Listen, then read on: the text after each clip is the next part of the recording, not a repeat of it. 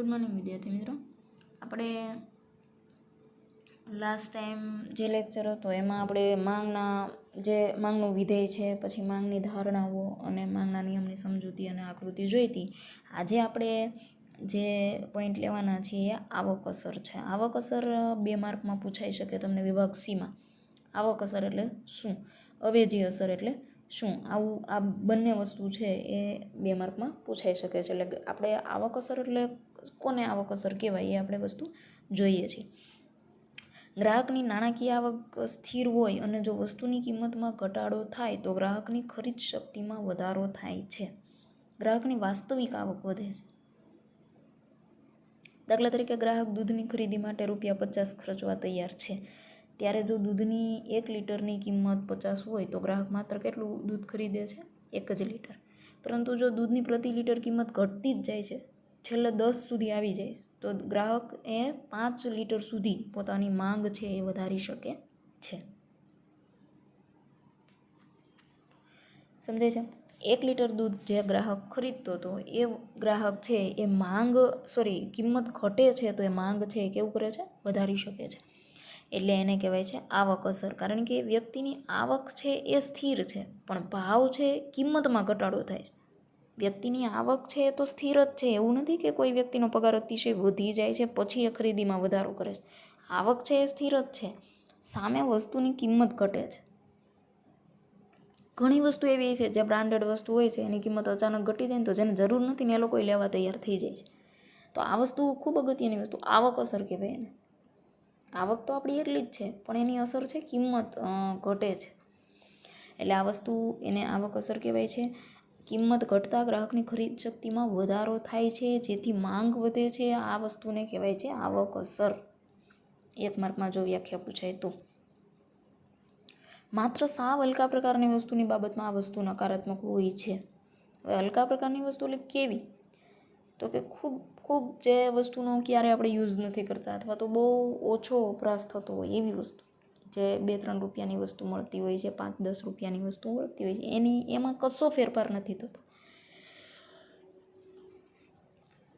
આને કહેવાય છે આવક અસર. હવે અવેજી અસર. અવેજી એટલે આપણે હમણાં વાત કરી કે એકના બદલામાં બીજું કોઈ એક મૂળ વસ્તુ એટલે જે બ્રાન્ડેડ વસ્તુ, મૂળ વસ્તુ જે કંપનીની વસ્તુ છે એ. કોઈ એક વસ્તુ જે મૂળ વસ્તુ છે એની કિંમતમાં જો ઘટાડો થાય અને તેની જેવી જ બીજી કોઈ વસ્તુ છે, કમ્પેરિઝન આપણે બંને વસ્તુની કરતા હોય તો એક જીન્સનું પેન્ટ છે અને એક સાદું ફોર્મલ પેન્ટ છે. તો હવે જ્યારે જીન્સના પેન્ટની બહુ ડિમાન્ડ હોય છે અને સાદું જે પેન્ટ છે એની આપણે ઓછી ડિમાન્ડ હોય છે. તો આ બંનેની જે કમ્પેરિઝન આપણે કરીએ છીએ ને તો એકનું માનો કે જીન્સનું પેન્ટ ખૂબ મોંઘું આવે છે એટલે આપણે સસ્તું ફોર્મલ લઈએ છીએ, બરાબર? તો હવે ફોર્મલ પેન્ટ છે એની કિંમત સસ્તી છે એટલે એની માંગ વધારે છે. પણ હવે જીન્સની કિંમત જ ઘટી જાય તો કોણ લેશે ફોર્મલ પેન્ટ? એટલે મૂળ વસ્તુની કિંમત ઘટે ને તો એની જે અવેજી વસ્તુ છે ને એની માંગમાં પણ ઘટાડો થાય છે. આ છે અવેજી અસર. 2 માર્કમાં જો વિભાગ સીમાં પૂછાય તો તમારે આટલું લખવાનું છે. ત્યાર પછી ખૂબ અગત્યની વસ્તુ માંગના અપવાદ.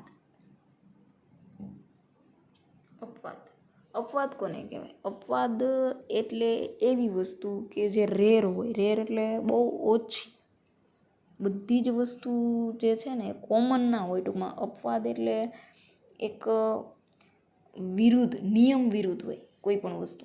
માંગના નિયમની ધારણાઓ પરિપૂર્ણ થવા છતાં કેટલીક બાબત છે ને અપવાદ છે. અપવાદ એટલે જે નિયમ વિરુદ્ધ હોય એને કહેવાય અપવાદ. તો હવે એમાં કેટલી વસ્તુ છે? તો કે 4 વસ્તુ છે એમાં. એ અપવાદ છે કે એના નિયમનો કોઈ ફરક પડે જ નહીં. ટૂંકમાં નિયમના વિરુદ્ધમાં, એના નિયમ સાથે કોઈ લેવા દેવા છે જ નહીં. એટલે એમાં પહેલો પોઈન્ટ છે પ્રતિષ્ઠા મૂલ્ય ધરાવતી વસ્તુઓ. પ્રતિષ્ઠા મૂલ્ય ધરાવતી વસ્તુ એટલે શું? પ્રતિષ્ઠા એટલે તમારું માન, તમારું સ્ટેટસ, તમારી વેલ્યુ. હવે પ્રતિષ્ઠા મૂલ્ય ધરાવતી વસ્તુ એટલે કઈ વસ્તુ તમે રાખો છો તો તમારું સ્ટેટસ સારું બને છે, કઈ વસ્તુથી તમારી વેલ્યુ વધે છે, કઈ વસ્તુ તમારી પાસે છે તો તમારી કિંમત છે વધે છે. તો સોના ચાંદીના ઘરેણાં છે, મોંઘી કાર છે, મોંઘો મોબાઈલ છે, આવી બધી જે મોંઘી અતિશય મોંઘી પ્રતિષ્ઠા તમારી વધારનારી જે વસ્તુઓ છે એ બધી જ વસ્તુઓ જે છે એની બાબતમાં માંગનો નિયમ છે કોઈ દિવસ સાચો પડતો નથી. કારણ કે આ પ્રકારની જેટલી વસ્તુઓ છે એ વ્યક્તિની પ્રતિષ્ઠા વધારે છે. અને આ વસ્તુ કોને લાગુ પડે છે? અતિશય ધનવાન લોકો જે છે, ધનવાન વર્ગ આખો જે છે એની વસ્તુની કિંમત જેમ ઊંચી જશે એમ એ લોકો એ વસ્તુ વધારે લેશે. પ્રતિષ્ઠા મૂલ્ય, કારણ કે એનાથી એની છાપ, એની પ્રતિષ્ઠા, એનો હોદ્દો, એનું જે માન છે એ વધે છે. હવે અતિશય મોંઘી વસ્તુ, દાખલા તરીકે કોઈ બહુ ખૂબ પૈસાવાળી વ્યક્તિ હોય છે એટલે એમાં ક્રિકેટરો બધા આવી જાય, સેલિબ્રિટી બધા આવી જાય, બહુ ધનવાન વર્ગ એમાં આવે છે કે જેમ વસ્તુની કિંમત વધે ને એ લોકોએ વધારે વસ્તુઓ ખરીદે. કારણ કે એને ખબર છે કે અમારી સિવાય આ વસ્તુ કોઈ પાસે જોવાની, આપણે નથી જોતા કે બધા સૌથી મોંઘી કાર કોની પાસે છે, તે મોંઘી જ છે, કારનો ભાવ વધ્યો છે એટલે એ કાર ખરીદે છે. એને ભાવ સાથે કોઈ લેવા દેવા નથી, એને એક પ્રતિષ્ઠા વધારવી છે. એટલે આ બધી વસ્તુઓ જે છે એ પ્રતિષ્ઠા મૂલ્ય વસ્તુ એને કહેવાય છે. એમાં વસ્તુની કિંમત જેટલી ઊંચી જાય ને એટલા એ લોકો માંગ ઘટાડવાને બદલે શું કરે છે? વધારે છે. એટલે કે નિયમ વિરુદ્ધ જાય છે. કિંમત ઓછી હોય ને તો એની પ્રતિષ્ઠા મૂલ્ય ઓછું જાય. કંઈ ધોની કે કોઈ વિરાટ કોહલી કે કોઈ પણ છે એ વ્યક્તિ કંઈ જેમ સસ્તી કારની કિંમત ઘટશે તો જ કાર લેશે એવું થોડું કરશે એ લોકો. પ્રતિષ્ઠા મૂલ્ય ઓછું હોવાનું માનીને ધનિક લોકો આવી વસ્તુની માંગ ઘટાડે છે કે એવી સસ્તી કાર છે ને એવી નથી લેવાની, એનો ભાવ ઓછો છે, આપણે જેટલો વધારે ભાવ છે એ જ કાર લેવાની. તો આ બાબતને માંગનો નિયમ છે એ ક્યારેય આ વસ્તુ સમજી શકતો નથી. ત્યાર પછી બીજો પોઈન્ટ છે અત્યંત સસ્તી વસ્તુ. હવે અત્યંત સસ્તી વસ્તુ એટલે ખૂબ ચીપ જે વસ્તુ કહેવાય. મીઠું, દિવાસળી, ટાંકણી, સમાચારપત્ર, એટલે ટૂંકમાં આવી બધી વસ્તુઓનો ભાવ વધે કે ઘટે શું ફેર પડે? દિવાસળી એક માચીસ બોક્સ જે છે એનો ભાવ વધે કે ઘટે? એમાં કાંઈ આપણે પ્રાઇસ જોતા નથી કે ભાવ ઘટી ગયો તો ઘણા બધા માચીસ લઈ લઈએ, ઘણું બધું મીઠું ભેગું કરી લઈએ. ટાંકણી એટલે કે જે આપણી પીન આવે છે તો એનો ભાવ વધે, ભવિષ્યમાં વધી જશે એટલે અત્યારે ભેગી કરી લઈએ. આવું નથી કરતા. અત્યંત સસ્તી વસ્તુથી આપણને કશો ફરક પડતો નથી. સ્ટેપલરની પિન હોય તો એનો ભાવ વધે કે ઘટે શું ફેર પડવાનો છે? એટલે ગ્રાહક એના ઉપર અસર પાડી શકતા નથી. આ વસ્તુ છે અત્યંત સસ્તી વસ્તુ. ત્યાર પછી હલકા પ્રકારની વસ્તુ. જો હલકા પ્રકારની વસ્તુ ખૂબ અગત્યની વસ્તુ છે પાછી. હલકા પ્રકારની વસ્તુ એટલે નિમ્ન ગુણવત્તાવાળી વસ્તુ. નિમ્ન ગુણવત્તાવાળી વસ્તુ કોને કહેવાય? તો કે આ પ્રકારની વસ્તુ જે છે ને ખૂબ નીચી કિંમત હોય, જે નીચી કક્ષાની વસ્તુઓ હોય. ટૂંકમાં આ એક વ્યક્તિ જે છે રોબર્ટ ગિફન, એટલે એણે આ નિયમ સમજાવ્યો છે, રોબર્ટ ગિફને. તો રોબર્ટ ગિફને આ નિયમ સમજાવ્યો છે ને એટલા માટે આને હલકા પ્રકારની વસ્તુઓનું બીજું શું નામ છે? તો કે ગિફન વસ્તુ. હવે ગિફને આ નિયમ આપેલો છે એટલું એક માર્કમાં તમને પૂછાય કે હલકા પ્રકારની વસ્તુઓનું બીજું શું નામ છે, તો તમે લખી શકો કે ગિફન વસ્તુ. અથવા તો ગિફન વસ્તુ કોને કહેવાય? તો કે હલકા પ્રકારની વસ્તુ. ખાસ યાદ રાખજો, એક માર્કમાં આ વસ્તુ પૂછાય. આ પ્રકારની વસ્તુઓના સંદર્ભમાં એવો ખ્યાલ છે સર રોબર્ટ ગિફન નામના વ્યક્તિએ વિકસાવેલું છે આ વસ્તુ. એટલે એને ગિફન વસ્તુ પણ કહેવાય છે. ઘઉંની સરખામણીમાં જુવાર, શુદ્ધ ઘીની સરખામણીમાં વનસ્પતિ ઘી, ટૂંકમાં ઉતરતી કક્ષાની કોઈ પણ વસ્તુઓ હોય એનો જો ભાવ વધઘટ થાય તો અસર થાય છે. એમાં ટૂંકમાં કોઈ નિયમ લાગુ પડતો નથી.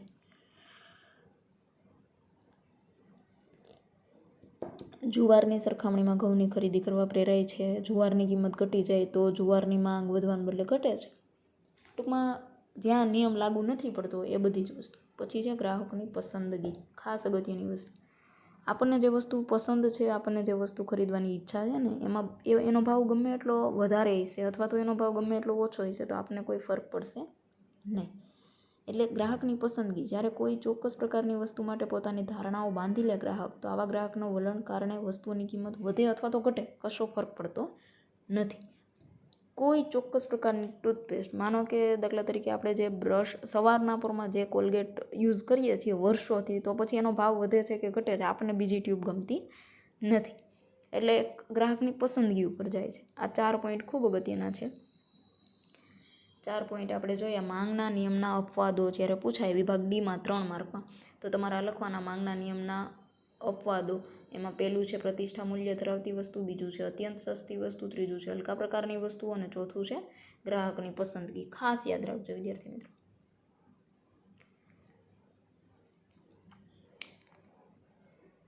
હવે આપણે માંગનું વિસ્તરણ અને સંકોચન, આ વસ્તુ છે ને બોર્ડ સિવાય તમને સમજાશે નહીં, એમ છતાં આપણે આ વસ્તુને સમજીએ. ટૂંકમાં આકૃતિ જે માંગનો નિયમ હતો ને એના જેવી જ છે. માંગનો નિયમ આપણે હમણાં સમજી લીધો, એના જેવી જ છે. કોષ્ટક આપેલું હોય એટલે કોષ્ટક પ્રમાણે જ તમારે પોઈન્ટ ટુ પોઈન્ટ જવાનું છે અને ડિમાન્ડ રેખા દોરવાની છે. વસ્તુની કિંમત રૂપિયામાં આપેલી છે તો 5, 4, 3, 2 અને ઉતરતી કક્ષામાં છે.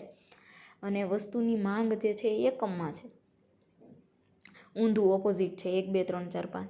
અને હવે જે વસ્તુની કિંમત વધે ને એટલે એને કહેવાય માંગનું, કિંમત વધે છે તો માંગનું સંકોચન એટલે કે માંગ ઘટે છે, અને કિંમત ઘટે છે એટલે માંગનું વિસ્તરણ એટલે કે માંગ વધે છે. એ જ રીતે તમારે આકૃતિ દોરવાની છે. આકૃતિમાં પણ વિભાગ બી એ જે છે ને એ એટલે જો તમે કોષ્ટકમાં જુઓ 5 વસ્તુની કિંમત છે ને 5 રૂપિયા, તો કોઈ પણ વસ્તુની ડિમાન્ડ છે એક જ. વસ્તુની કિંમત ઘટે છે, માંગ વધે છે. વસ્તુની કિંમત હજી ઘટે છે, 3 થાય છે તો માંગ પાછી 3 છે. એટલે જ્યાં સેન્ટર આવે છે ને ત્યાં એ મૂકવાનું તમારે. પછી એ થી બી એટલે સંકોચાય છે, પાછું જાય છે. તમે જુઓ સંકોચન એટલે ઘટવું. પછી એ થી ડી એ વિસ્તરણ પામે છે એટલે કે વધે છે. તો એ રીતે એની આકૃતિ તમે સમજી શકો છો. આવી આકૃતિ કદાચ 25 માર્કમાં તો આ પેપરમાં તો નહીં જ પૂછાય, પણ કદાચ પૂછાય તો આપણને આ ખ્યાલ હોવો જોઈએ. વધારો અને ઘટાડો, સંકોચન અને વિસ્તરણ સેમ વસ્તુ એ જ છે, વધારો અને ઘટાડો. તમે જોઈ શકો છો તમારી આકૃતિમાં વધારો અને ઘટાડો છે. બી વચ્ચેના પોઈન્ટ જે છે સેન્ટર પોઈન્ટમાં એ આવે છે.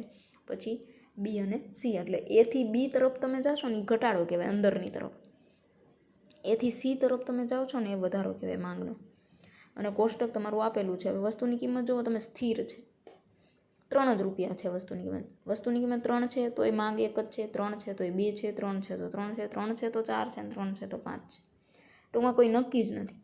એટલે તમારે એથી બી બાજુ જાઓ એટલે માંગ ઘટે છે, અને એથી સી બાજુ તરફ જશો તમે એટલે માંગમાં વધારો થાય છે. હવે વ્યક્તિગત માંગ અને બજાર માંગ. વ્યક્તિગત માંગ અને બજાર માંગમાં શું ફેર છે? વ્યક્તિગત માંગ એટલે શું અને બજાર માંગ એટલે શું?